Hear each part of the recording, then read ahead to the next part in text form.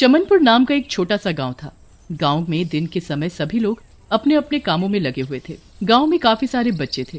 वे सभी दिन के समय अपने अपने दोस्तों के साथ गांव के मैदान में जाकर खेला करते थे। एक दिन की बात है, रोज की तरह ही बच्चे दिन में मैदान में खेल रहे होते हैं कि तभी उस मैदान से कुछ दूरी पर एक भयानक भूत खड़ा हुआ उन बच्चों को खेलता हुआ देख रहा होता है और बोलता है,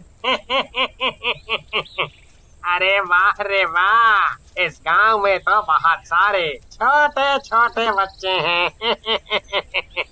अब तो समझो कि मेरा काम बन गया। अब तो मैं इसी गांव में अपना डेरा डालूंगा। भूत ऐसे बोलकर वहाँ से हंसता हुआ चला जाता है और कुछ दूर जाकर भूत एक आदमी का रूप ले लेता है और गांव के बाजार में जाकर अपनी पतंगों की एक छोटी सी दुकान लगाता है। भूत मन ही मन मुस्कुराता हुआ बोलता है, अब आएगा असली मजा। अब देखना कैसे गांव के बच्चे मेरी इस जादुई पतंग के शिकार होते हैं।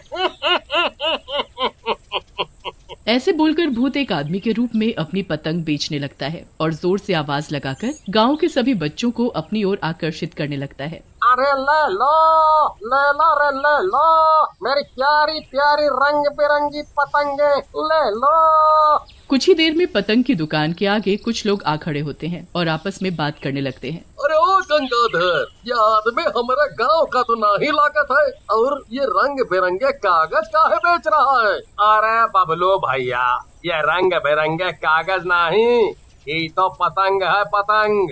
अरे जौन हवा में उड़ा था वही पतंग। हमारे गांव में पहली बार किसी ने पतंग की दुकान लगाई है। हाँ। तभी पतंग की दुकान के पास कुछ बच्चे आ खड़े होते हैं और पतंग को देखते ही अपने पिताजी से पतंग खरीदने की जिद करने लगते हैं। पिताजी देखो ना कितनी सुंदर रंग बिरंगी पतंगे हैं, मुझे भी एक पतंग चाहिए, पिताजी दिला दो ना। चिंटू की तरह और भी बच्चे अपने पिताजी से पतंग खरीदने की जिद करने लगते हैं।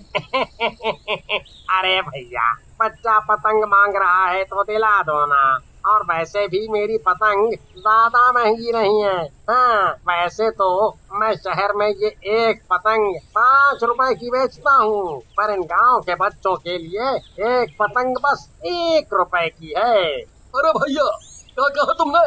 बस 1 रुपया की है? हाँ, अरे तो फिर हमारे चिंटू को एक नहीं 3 पतंग दे दियो। हाँ। चिंटू के साथ कुछ और बच्चे भी दुकान से पतंग खरीदकर मैदान में पतंग उड़ाने के लिए चले जाते हैं। कुछ देर में भूत भी अपनी पतंग की दुकान बंद करके अपने घर चला जाता है और घर आकर अपने भूतिया रूप में जोर जोर से हंसते हुए बोलता है, ये गांव वाले कितने बेवकूफ हैं।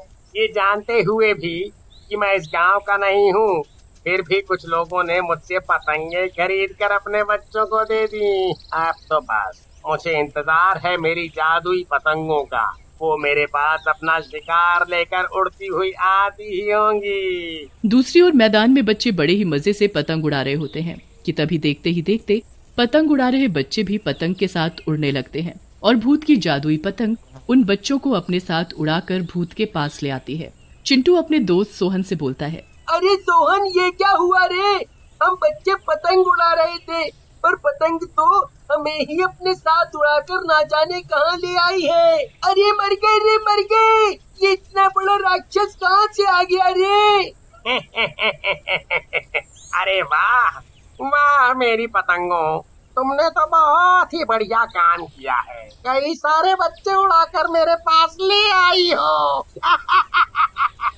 अब तुम बच्चों को मुझसे कोई नहीं बचा सकेगा। ऐसा बोलकर भूत उन सभी बच्चों को एक कमरे में बंद कर देता है और अगले दिन फिर से आदमी का रूप लेकर अपनी पतंग की दुकान पर जाकर पतंग बेचने लगता है।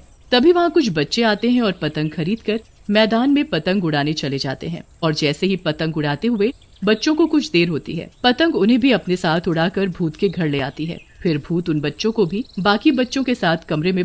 बच्चों के यूं अचानक से गायब हो जाने से पूरा गांव दहशत में आ गया था। जिन लोगों के बच्चे अचानक से गायब हुए थे वे सभी इकट्ठा होकर मुखिया जी के पास जाते हैं। अरे मुखिया जी, ये हमारे गांव में आखिर हो क्या रहा है? अरे पहले तो हमारा बेटा चिंटू गायब हुआ और अब एक एक करके सभी बच्चे गायब होते जा रहे हैं। हमारा बेटा सोहन भी 2 दिनों से लापता है मुखिया जी। हाँ। ये तो बहुत ही अचंभे की बात है। आखिर कौन कौन हमारे गांव के बच्चों को गायब कर रहा है? इन सब के पीछे किसका हाथ है? ये तो पता लगाना ही पड़ेगा। अगले दिन फिर से भूत अपनी पतंग की दुकान पर जाकर पतंग बेचने लगता है। आओ जी आओ जी आओ, नन्हे मुन्ने बच्चे जल्दी आओ और मेरी लाल पीली हरी नीली अपने अपने पसंद की पतंग ले जाओ। अरे गोलू, तुम तो अभी पतंग उड़ाने के लिए बहुत ही छोटे हो। ऐसा करो, तुम अपने भाई भोलू के साथ जाओ और उसे पतंग उड़ाते हुए देखो, ठीक है? फिर गोलू अपने बड़े भाई भोलू के साथ चला जाता है और भोलू को पतंग उड़ाते हुए देखने लगता है। और कुछ ही देर में भोलू भी पतंग के साथ आसमान में उड़ता हुआ भूत के घर पहुंच जाता है। गोलू भोलू को पतंग के साथ उड़ते हुए देख लेता है और भागता हुआ अपनी माँ के पास जाता है और उन्हें सारी बात बताता है। कमला गोलू के साथ और भी गाँव के लोगों को इकट्ठा करती है और मुखिया जी के पास ले जाती है और सभी को सारी बात बताती है। अरे ये क्या कह रही हो कमला बहन? भोलू को पतंग उड़ाकर अपने साथ ले गई? जरूर हम सब के बच्चों को भी ऐसे ही पतंग उड़ा कर ले गई होगी। हमें तो इन सब के पीछे उसी पतंग वाले आदमी का काम लागत है। हमने तो पहले ही कहा था कि आदमी हमारे गांव का नहीं लागत है। हम सब लोगों को उस पतंग बेचने वाले के घर जाकर देखना होगा कि माजरा क्या है। हाँ, मगर ये काम हमें बड़े ही छुप छुपा के करना होगा। अगर उस आदमी को हम लोगों की जरा भी भनक लग गई तो वो हमारे बच्चों का ना जाने क्या करेगा। फिर मुखिया जी गांव के कुछ लोगों को पतंग बेचने वाले आदमी के घर ले जाते हैं और चुपके से खिड़की से देखने लगते हैं कि तभी उन्हें जोर जोर से डरावनी हंसी हंसता हुआ एक भूत दिखाई देता है और उसी के पास एक कमरे में बंद बच्चे भी दिखाई देते हैं। तभी चिंटू भूत से बोलता है, भूत अंकल, हमें घर जाना है। आखिर आपने हम बच्चों को ऐसे अपने घर में कैद करके क्यों रखा है? हमने आपका क्या बिगाड़ा है जो आप हमें मारना चाहते हो? अरे मेरे नन्हे मुन्ने बच्चों, बस 2 दिन की और बात है, फिर मैं तुम सबका काम तमाम कर दूंगा। 2 दिन बाद अमावस की काली रात है। उस दिन मैं अपने शैतान देवता को तुम सबकी बलि दूंगा और पता है, मैं जितने ज्यादा बच्चों की बलि दूंगा, मेरे शैतान देवता मुझसे उतने ही ज्यादा खुश होकर मुझे शैतानी शक्ति प्रदान करेंगे। फिर मैं इस दुनिया का सबसे शक्तिशाली भूत बन जाऊंगा। अरे मर गए रे! अरे मुखिया जी, ये ससुरा भूत तो हमारे बच्चों की बलि देने की बात कह रहा है। अब आप ही बताइए कि क्या करें, कैसे अपने बालक बच्चों को उस भूत के चुंगल से बचाएं? सबसे पहले तो इस भूत को ठिकाने लगाना होगा और ये काम पहाड़ी वाले तांत्रिक बाबा ही कर सकते हैं। फिर सभी लोग कमला बहन के साथ पहाड़ी वाले तांत्रिक बाबा के पास जाते हैं और उन्हें सारी बात बताते हैं। आप लोगों को चिंता करने की जरूरत नहीं है। ये लो पवित्र जल की शीशी, इसमें सभी पवित्र नदियों तालाबों का जल मिला हुआ है।